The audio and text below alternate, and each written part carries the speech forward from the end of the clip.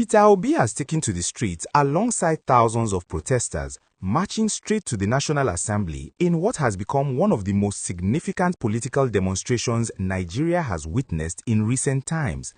The former presidential candidate and Labour Party leader is demanding something very specific from the government: the immediate implementation of real-time transmission of election results across the entire country. This is not just a random protest or political grandstanding. This is about the very heart of Nigeria's democratic process and whether citizens can truly trust that their votes actually count.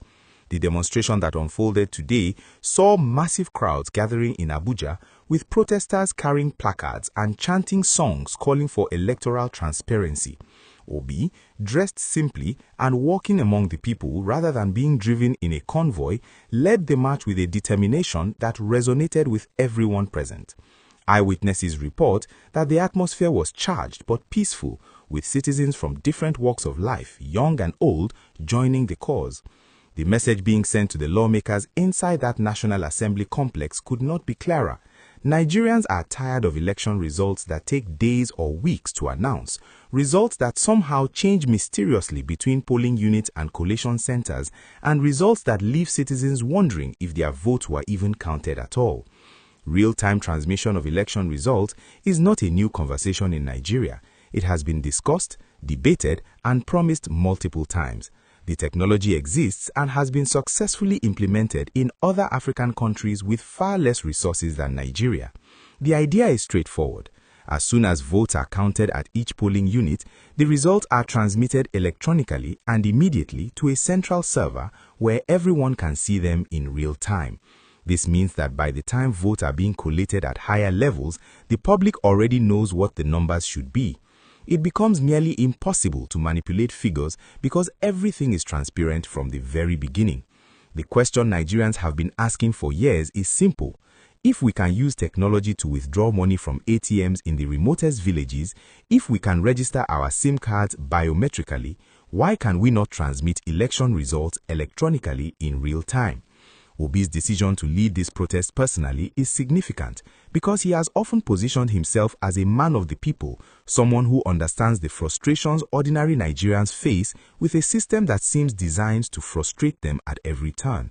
His 2023 presidential campaign energized millions of young Nigerians who believed a change was possible, and although he did not win that election, the controversies surrounding the results and the delays in announcing winners only strengthened the resolve of his supporters. Today's protest is essentially a continuation of that struggle, a refusal to let the issue die just because an election has passed. Reports from the National Assembly indicate that security was heightened around the complex as the protesters approached, but there were no reports of violence or confrontation. The protest organizers had made it clear from the beginning that this would be a peaceful demonstration, and so far, that promise has been kept.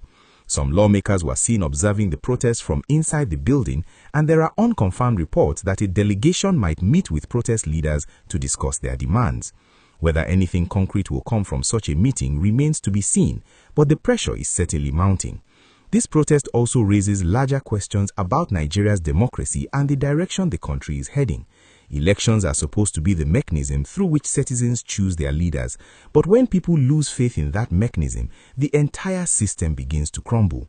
If citizens believe that elections are rigged, that votes do not matter, and that results are predetermined, then why would anyone bother participating in the democratic process?